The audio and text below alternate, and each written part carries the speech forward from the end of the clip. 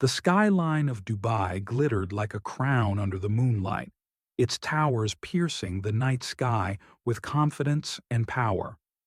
In the heart of this city of gold, billionaire entrepreneur Zayan Al-Fayed sat in the back of his private Rolls-Royce Phantom, fingers gently tapping on a sleek velvet box nestled in his palm.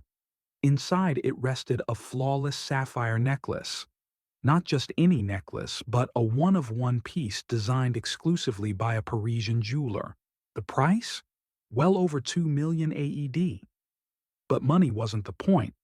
Tonight, he was going to surprise his wife, Layla, the woman who had stood by him through years of grit and grind, before his company Nexora Tech became the tech crown jewel of the Middle East. Or, so he believed.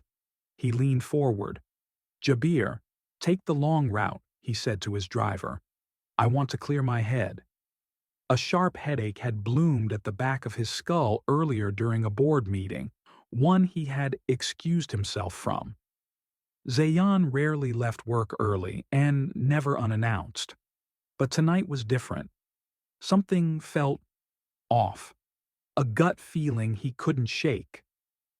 As the Rolls pulled through the gates of their ultra-modern villa in Emirates Hills, he signaled the driver to stop. "I'll go in myself," Zayan said. The night was quiet. Palms swayed in the warm breeze. The house, lit only faintly, stood like a sleeping beast. Zayan expected to hear music, or at least the soft hum of life, but there was nothing.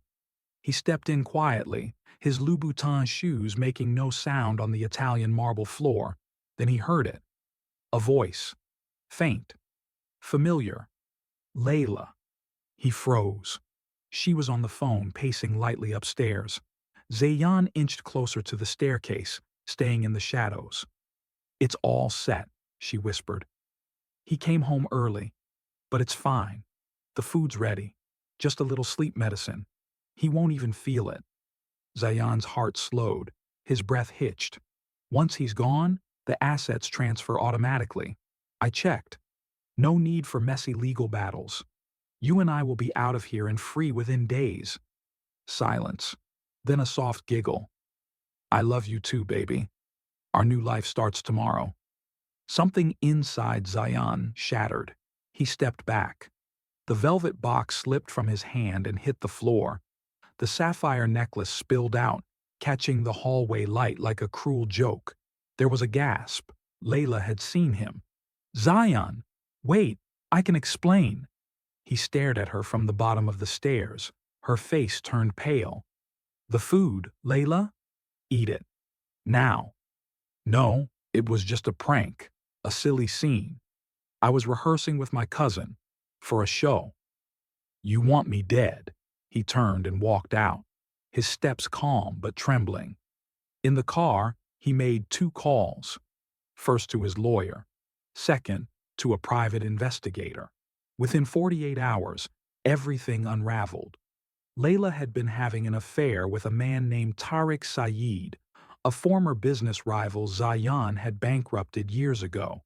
Together, they planned to eliminate Zayan, claim his death as an accident, and inherit the empire. But Zayan had built Nexora Tech on more than just code and capital.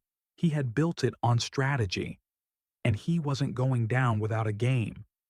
Days later, the courtroom buzzed with whispers. Reporters filled every bench. The charges? Attempted murder? Fraud? Conspiracy? Layla stood in an elegant beige abaya, but her makeup couldn't hide the cracks. She avoided eye contact with Zayan, who sat calm, confident, wearing a deep navy suit. Evidence was airtight: voice recordings, digital traces, bank statements, and even a security camera footage of Layla receiving a hidden vial of drugs from Tariq. Zayan watched without blinking. When the verdict came, Layla collapsed. Guilty. Sentenced to 18 years. Tariq received 22. But the story wasn't over. 3 weeks after the trial, Zayan received a package, no return address. Inside was a USB drive and a single note. "There's more than you know. On the drive. Old footage. Private conversations between Layla and someone unexpected. His half-brother, Samer, who had gone missing years ago after a family dispute over inheritance. Samer had faked his death and had been pulling strings from behind the curtain the entire time. The plot to kill Zayan had started with him. Fueled by betrayal, Zayan flew to Beirut, where intel suggested Samer was hiding. The reunion wasn't violent. It was quiet. Painful. Why Samer? We were blood. Blood doesn't matter when the world treats you like shadow, Samer replied. In the end, Zayan didn't press charges. Instead, he walked away. Months later, Zayan sold part of Nexoratech and launched a foundation in Layla's name, not to honor her, but to remind himself. That betrayal teaches, but it doesn't have to destroy. Today, he mentors orphans, funds women's shelters, and lives in a quieter home on Palm Jumeirah. The sapphire necklace? He auctioned it. The proceeds helped rebuild a school in Syria. Sometimes, the greatest revenge is not rage, it's rising. If you like this story, like, share, and subscribe for more emotional real-life stories from around the world.